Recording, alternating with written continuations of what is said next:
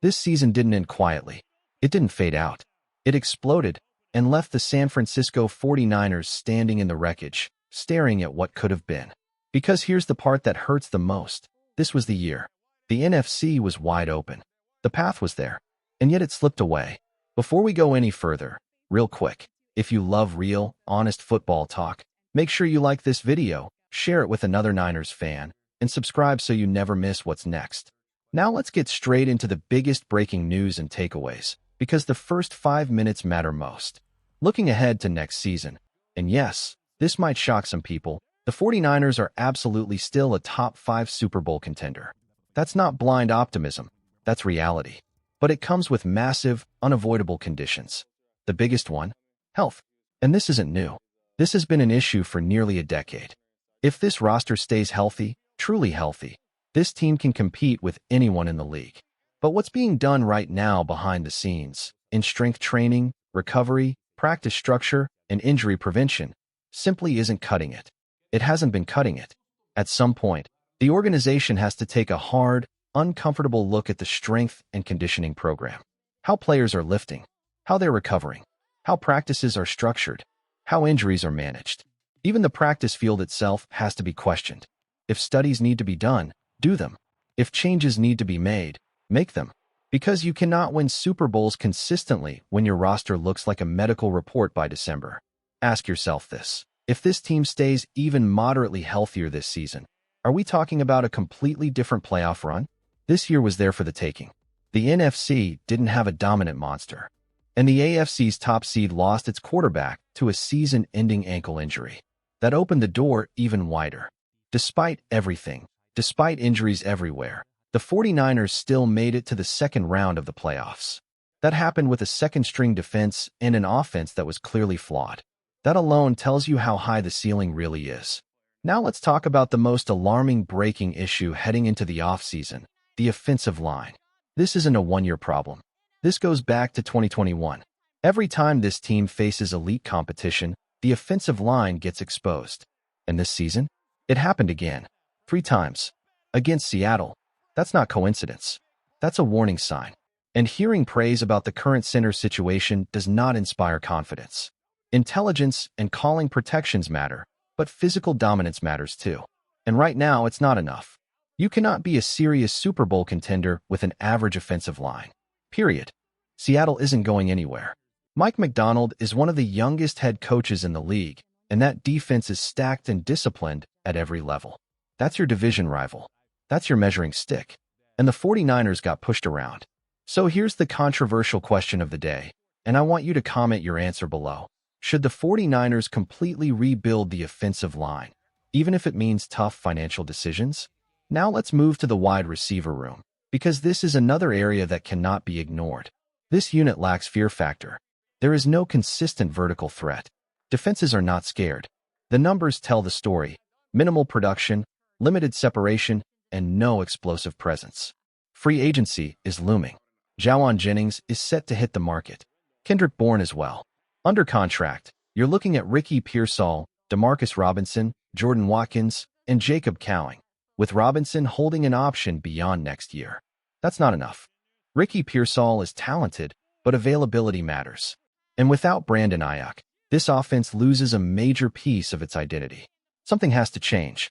This is where things get interesting. Do you explore something unconventional? A player like Kyle Pitts? Yes, he's technically a tight end. Yes, his blocking is limited. But functionally, he's a matchup nightmare, essentially a massive wide receiver. Pairing a talent like that with Kyle Shanahan's creativity and Brock Purdy's anticipation could completely reshape the offense. Would that mean letting someone like Jawan Jennings walk? Possibly. But the athletic upside is undeniable. Speaking of Brock Purdy, let's clear something up right now. There are no questions there. Brock Purdy made some unbelievable plays in this game under impossible conditions. The protection failed him repeatedly.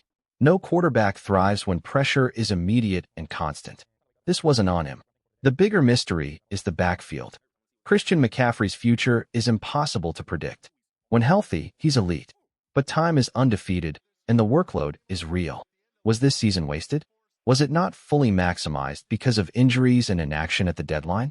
Jordan James, showed real promise when finally given opportunities. And it took nearly 19 games for that to happen. That raises serious questions about evaluation and usage. On defense, the storyline is complicated. If there's a coaching change coming, the direction matters. Internal promotions are one path, but experienced defensive minds like Raheem Morris or Jim Schwartz would immediately command respect and structure. The good news? Reinforcements are coming. Nick Bosa returning alone changes everything. Add Fred Warner fully healthy, and suddenly this defense looks very different. Rookies like Alfred Collins, C.J. West, and Upton Stout showed flashes that should excite fans. Bryce Huff is a solid contributor, but he's not a centerpiece pass rusher. He's a complementary piece. And that's okay, as long as expectations are realistic. Linebacker depth remains a concern. Fred Warner needs a true running mate. Nick Martin flashed briefly before his concussion, then disappeared. That situation deserves clarity. At corner, the question remains, is Renardo Green good enough to lock down the opposite side consistently? Solid doesn't always mean sufficient at championship level. And the safeties? That was a problem all season. Physicality alone isn't enough. Coverage breakdowns hurt this team repeatedly. A veteran presence back there could be one of the smartest investments of the offseason. Ironically, there are more questions on offense than defense, and that's not something anyone expected coming into the year. Now let's address the ending. Seattle didn't just win. They dominated. For San Francisco to survive that game, perfection was required. Instead, it was sloppy, messy, and ugly from the opening snap. A 41-6 loss stinks, no way around it. But don't let that final score erase the full picture. 12 wins, 5 losses, a playoff victory. Given everything this team endured, that is a successful season. And looking ahead, the schedule sets up favorably with a third-place finish. The opportunity is still there. But here's the final question you have to wrestle with. Can this organization finally fix the health problem that's haunted it for years? Because talent isn't the issue. Coaching creativity isn't the issue. Quarterback play isn't the issue. Health is. And solving that requires investment, honesty, and real change. This team is closer than people think. But close doesn't win championships. If you're a true NFL fan and want to stay updated with daily news, trade rumors, and all the latest buzz around the league, then make sure to hit that like button and subscribe to our channel. We bring you breaking news, expert analysis, and in-depth coverage so you never miss a single update about your favorite teams and players. And here's the most important part. Don't forget to press the bell icon. Loudspeaker that way, you'll be the first to know whenever we drop a new video. Stay ahead of the game and be part of our growing community of passionate NFL fans.